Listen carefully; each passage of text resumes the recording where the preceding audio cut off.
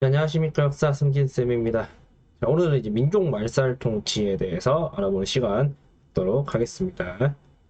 자, 이제 2단계 끝났고 이제 3단계로 넘어오는 거예요. 왜 넘어왔고 어떠한 통치했는지 배우는 게 오늘 시간인데요. 자, 일단 지난번에 우리 1920년대 무장 독립투쟁에 대해서 배웠었죠. 여러분들 무장 독립투쟁하면 일단 크게 두 가지로 일단 생각하면 돼요. 일단 의열활동 그리고 독립군 활동 이렇게 각각 나눠서 일단 생각하면 되고요. 1920년대 대표적인 의열활동으로는 의열단이 있었습니다. 김원봉이 주도한 단체고 이렇게 많은 활동을 했다는 거 배웠고요. 자, 그럼 독립군 같은 경우에는 실험까지 한번 해볼게요. 독립군의 위대한 승리가 있었습니다. 봉오동 정투와 청산리 대첩에서 각각 우리가 이겼고요. 여기에 일본이 복수를 하죠. 그래서 민간인까지 착살하는 간도 참변이 1920년대에 있었고, 자, 이렇게 되니까 우리가 만주 지역에서 독립군 활동하기 힘드니까 러시아 적군의 지원 약속을 받고 러시아로 갔으나 거기서 러시아 적군의 배신 그리고 독립군 지휘권 문제 등으로 인해서 많은 독립군이 안타깝게 돌아가신 사건, 바로 자유시참변이라는 것까지 배웠고요. 다시 만주로 돌아와서 만주 통합운동, 그리고 이후에 삼부 통합운동까지 일어나서 안타깝게 하나로 합쳐지지 못했고, 민족주의계에서는 혁신의회가 한국 독립군을 조직하고 사회주의계에서는 국민부가 조선혁명군을 조직했다라는 것까지 우리 지난 시간에 배웠습니다. 자, 그럼 오늘 1930, 40년대 아까 말했듯이 마지막 단계죠. 민족 말살 통치 어떻게 통치했고 그리고 병창 기자 정책은 무엇이며 그리고 오늘날 우리가 일본과 문제가 되는 가장 큰 이유죠. 징용, 징병 그리고 위안부까지 알아보도록 하겠습니다. 자, 그러면 일단 민족 말살 통치가 왜 시작되었는지부터 봐야겠죠. 민족 말살 통치는 약간 무당 통치랑 비슷해요. 그러니까 무당 통치가 약간 억압이었다면은 문화 통치는 약간 좀 유화적인 제스처였죠. 자, 다시 3단계 민족 말살 통치 때 다시 억압의 시대로 오는 것입니다. 자, 그러면 왜 민족 말살 통치가 시작되었냐? 우리가 이거는 좀 세계사의 흐름을 좀 알 필요가 있어요. 즉 1단계 무단 통치에서 2단계 문화 통치로 갈 때는 국내적인 이슈가 강했죠. 3.1운동이 일어났잖아요. 자, 그런데 2단계 문화 통치에서 3단계 민족 말살 통치로 갈 때는 국제적 이슈가 강해요. 그 국제적 이슈에 일단 시발점이 바로 경제 대공황입니다. 1929년 10월, 자, 검은 화요일이라고 해요. 미국을 시작으로 세계 경제가 그냥 박살나 버립니다. 자, 이때 당시 미국의 모습을 나타내는 우리 교과서 사진을 가져왔는데요. 여기 보면 프리스프라고 써 있죠. 미국에서 지금 사람들에게 식량을 배급하는 거예요. 자, 자유주의 국가 미국에서 어찌 보면 사회주의 정책의 시스템이라고 할 수 있는 배급제를 실시하고 있는 것. 그만큼 지금 미국의 경제 사정이 정말 좋지 않다라는 걸 나타내는 것이겠죠. 자, 또한 다른 사진 보면은 원티드, 내가 이거는 영어 모르겠고, 자, 어쨌든 이제 구직 활동하는 거죠. 나는 직장을 원해요 라고 하고 있습니다. 도대체 이 시기 얼마나 미국에 실업률이 심했냐면, 자, 위키백과에서 그래프 있는 거 가져와 봤어요. 1930년에서 이제 40년대까지, 특히 한 33년쯤 될 것 같네요. 실업률이 20%가 넘습니다.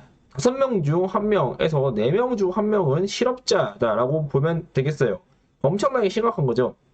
지도 보면 1929년에 시작해서 1939년에 이제 끝났다라고 우리가 말할 수 있는데 내가 이거 수업 준비하면서 참 재밌었던 것 중 하나가 그나마 1939년에 이렇게 실업률이 낮아질 수 있던 이유 중 하나가 이때 1939년에 히틀러가 폴란드를 쳐들어갔거든. 그러면서 제2차 세계대전이 시작돼요. 그러니까 어떻게 보면 전쟁 아니었으면 이거 경제 대공황 언제까지 이어질지 모른다라고 할 정도로 굉장히 심각한 사건이었다라는 것이죠. 자, 그럼 여기에 대해서 해결을 해야 될 텐데 미국 같은 경우 어떻게 해결하냐면 뉴딜 정책이 있어요. 자, 뉴딜 정책의 대표적 사례가 바로 이 테네시강 개발 공사입니다. 강 보다시피 지금 엄청 크죠. 이 강에다 댐을 만들어 이렇게. 자, 이렇게 댐 만들면은 당연히 사람들 많이 고용해야 될 거 아니야. 얘들아, 자본주의는 나도 뭐 경제 전공자 아니지만 정말 자세히는 몰라도요. 일단 간단하게 말하면 일단 자본주의 돈이 돈을 낳는 사회죠. 자, 지금 뉴딜 정책한다고 노동자를 고용했죠. 그럼 이 고용자들이 물건을 사겠죠. 그러면 물건이 팔릴 거 아니야, 기업들은? 새로운 물건을 팔아야겠지? 그러면 이제 공장을 돌려야겠죠. 그럼 공장 돌리려면 또 뭐가 필요해? 노동자가 필요하겠죠? 그럼 노동자가 그러면 그냥 공짜로 일하는 거 아니죠. 돈 받고 일하겠죠? 그럼 돈을 받았어. 그럼 또 물건을 살 거 아니야? 그럼 또 물건을 팔려면 기업들은 또 팩토리를 돌려야겠지? 자, 그러려면 또 노동자를 고용해야겠지? 그럼 노동자가 또 돈을 받겠지? 자, 그럼 노동자가 또 다시 돈을 쓰겠지? 그러면 또 공장을 돌려야겠지? 이렇게 계속 사이클이 돌아간다고. 그 사이클이 딱 끊기면 그때부터 이제 경제에 불황이 오는 거예요. 미국 같은 경우가 약간 그런 케이스죠. 자, 그러니까 얘네들 같은 경우는 국가에서 노동자를 고용해서 이 돈을 주는 거야. 그래서 돈을 쓰게 하는 거죠. 자, 이런 식으로 해결하려 했고, 영국과 프랑스 같이 아직 식민지가 많은 국가들, 즉 여러분들 지금 우리가 이제 세계사 배우지 않았지만 지금은 1차 세계대전이 끝난 이후에요. 자, 1차 세계대전 승전국이었던 영국과 프랑스 같은 경우에는 자기들 식민지를 활용하는 거죠. 그리고 자국의 화폐, 영국 같은 경우에는 파운드, 그리고 프랑스 같은 경우에는 프랑, 블럭을 만들어서 지들끼리 자유무역하는 거야. 그리고 지들 이 블럭에서 벗어나는 곳은 보호무역을 하는 거죠. 그러니까 관세 엄청나게 때려버리는 거야. 자, 이러니까 지들끼리는 거래가 활발해도 이 블럭 안에 못 들어가는 애들, 가령 여기 게르만족, 독일 또는 이거 프랑스, 그리고 여기 일본 같이 좀 이 블럭에 잘 못 끼고 했던 지역 같은 경우 좀 문제가 되는 겁니다. 근데 프랑스는, 이탈리아는 여기 프랑크푸르트 껴있네? 근데 걔는 왜 그랬대? 식민지가 없어서 그런가? 자, 내가 이탈리아가 왜 있냐면, 자, 바로 이 독일, 이탈리아, 일본 같은 경우 쳐들어가는 것으로, 그리고 그렇게 시장을 확대하는 것으로 문제를 해결했어요. 영국, 여기 독일 같은 경우가 나중에 히틀러가 등장해가지고 지금 오스트리아를 병합한다던가 체코를 쳐들어가고요. 그리고 여기 이탈리아 같은 경우에는 이곳 에티오피아를 쳐들어간다거나, 그리고 우리 이제 한국사죠. 일본은 어디를 쳐들어가는지 봐야겠죠. 일본은 1931년 만주를 쳐들어가는 만주사변, 그리고 1937년 이제 아예 중국 본토를 쳐들어가는 중일전쟁, 그리고 나아가서 이 전쟁에서 더 이상 일본이 확장하는 걸 방해하는 미국을 견제하고자 아예 미국과 전면전을 벌이는 진주만 습격사건, 태평양 전쟁이 발발하는 것이죠. 사실 이때까지만 해도 일본이 진주만 이렇게 습격하면 미국이 협상할 줄 알았지 전쟁할지 몰랐다는데 미국이 지금 화가 나도 단단히 났어요. 그래서 일본과 전면전 되고 이제부터 2차 세계대전은 진짜 세계대전에 걸맞게 유럽 그리고 아시아 태평양 지역에 버금가는 정말 전 지구에서 싸우는 전쟁으로 가게 되는 것이죠. 자, 이 태평양 전쟁 2차 대전은 우리 이해고사 때 보는 것이니까 그때 좀 더 자세히 설명하도록 하겠습니다. 자, 이렇게 그냥 전쟁 크겠죠. 자, 이러니까 일본이 초반 같은 경우에는 지들 자국민들만 징집해서 싸우는데 이제 자국민들만 징집해서 못 싸우겠는 거야. 그러니까 식민지들 동원하는 거죠. 조선 사람, 그 대만 사람, 나중에 필리핀 사람도 동원했다라고 합니다. 자, 그 중에서 일본이 영구적으로 우리 영토로 자기들 영토로 삼고 싶어 했던 우리 조선 같은 경우에는 더욱더 큰 피해를 입었는데요. 자, 예를 쉽게 말하면 그거야. 일본을 위한 전쟁을 니네가 하겠어? 나 같아도 안 할 거 아니야. 그러니까 이제 우리 어떻게 하겠냐? 일몰인을 만들어야지. 즉, 우리 민족을 없애버리고 지들에게 동화시키는 거. 그것이 바로 민족 말살 통치다라는 것이 되겠어요. 자, 그래서 우리를 황국 시민으로 만들고자 하고요. 그를 위해서 내선일체, 이 안내자가 일본이 되는 거고 조선, 즉 일본 지들과 우리 조선이 하나다라는 것을 강조하는 거예요. 우리 교과서에 이렇게 내선일체 비석이 있는데 사실 내선일체 하면 유명한 건 요거죠. 이게 내선일체를 상징하는 포스터예요. 근데 이 포스터 안에서도 약간 좀 차별이 느껴지는 게 자, 일본 봐봐. 가슴을 활짝 펴고 지금 되게 당당한 모습을 고개도 지금 빳빳이 쳐들고 있지. 근데 반면에 조선 같은 경우에는 지금 고개를 푹 숙이고 지금 일본이 지금 가자들 끌려가고 있어. 그러니까 이 내선일체 이 포스터 안에서도 쌤이 해석하기에는 야, 조선 니네 우리랑 하나인데 그 대신 너네 우리 그냥 따라오기만 하면 돼. 우리가 형이야. 알겠지? 따라와. 이렇게 느껴진다는 거죠. 이게 무슨 어디 평등한 겁니까? 지금 평등 자체가 이상한 거긴 하지만요. 자, 그리고 한국 신민 서사를 강조합니다. 이렇게 애기들에게 맨날 달달달달달 외우게 하는 거고요. 이때 어떤 멘트를 날리겠냐? 우리들은 일본 제국의 시민입니다. 우리들은 마음을 합하여 천황폐하에게 충의를 다합니다. 이게 핵심이야. 우리들은 인고단련하여 훌륭하고 강한 국민이 되겠습니다. 즉 이거 졸라게 외우게 해가지고 우리를 국민으로 만들겠다는 거야. 누구 국민? 바로 일본 제국의 국민으로 만들겠다. 즉 우리 민족을 말살시키겠다라고 보면 되겠어요. 이 참 그지 같은 거죠. 그래서 서울 남산에 조선 신궁을 건설해서 신사참배도 시키고 했다고 합니다.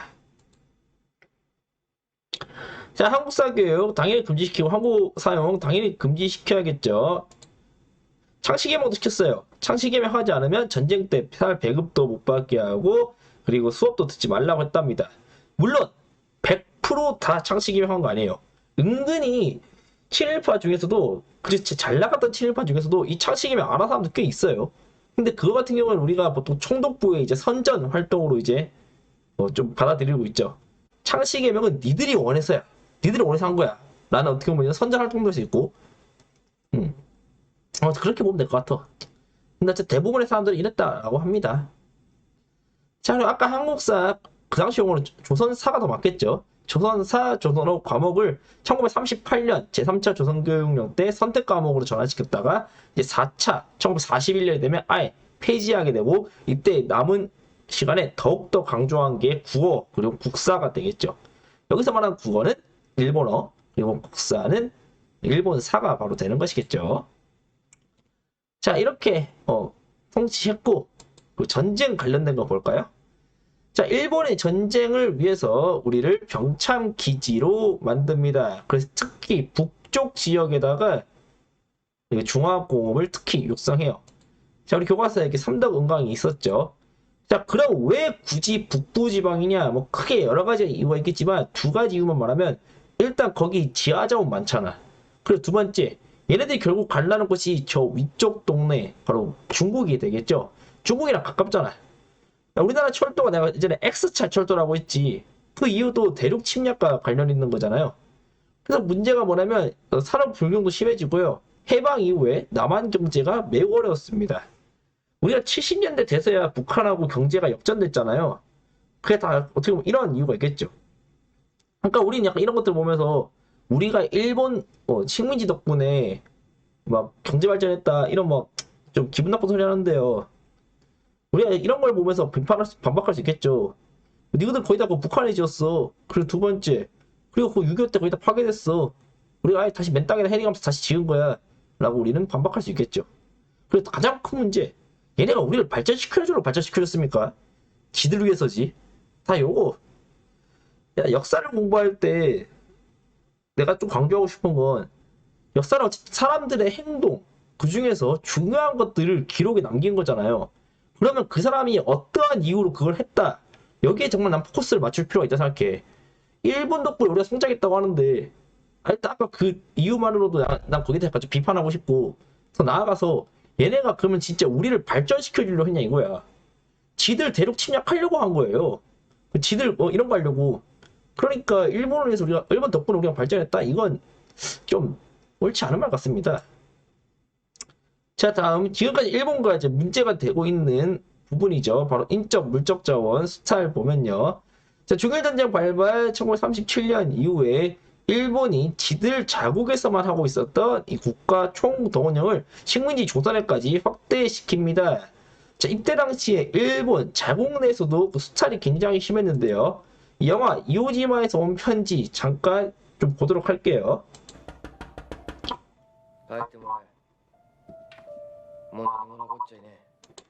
이제 줄 것도 없답니다. 다 들어갔다는 소리겠죠. 물건 다 가져갔어요. 뭐 특히 뭐 기계 같은 것들 다 녹여서 총알 만들어야 될 거 아니에요.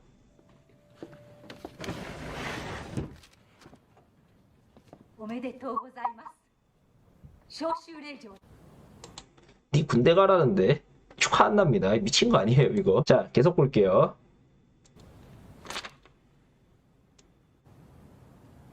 ありがとうございます。送るため精一杯ご奉公してまいります。お願いします。私たち他にもういい。でも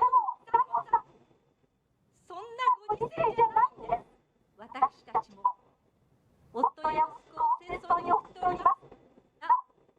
自分の役目は果たさなければなりません。もう後継ぎもいらっしゃるし。지 남편 같다고 네 남편도 전쟁터 가라. 이거 뭔 개소리지?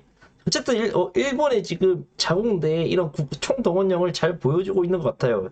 저게 물론 시기상으로는 1940년대 이제 중반쯤 2차 대전이 막 끝날 때쯤 그때인데요. 우리 일본에 약간 저 대사 있죠. 국가를 위해서 다 같이 희생한다는 거. 이걸 전체주의라고 해. 그러니까 전체를 위해서 개인의 약간 희생 정도는 넘어갈 수 있는 그런 시스템. 그걸 바로 전체주의다라고 할 수 있겠어요.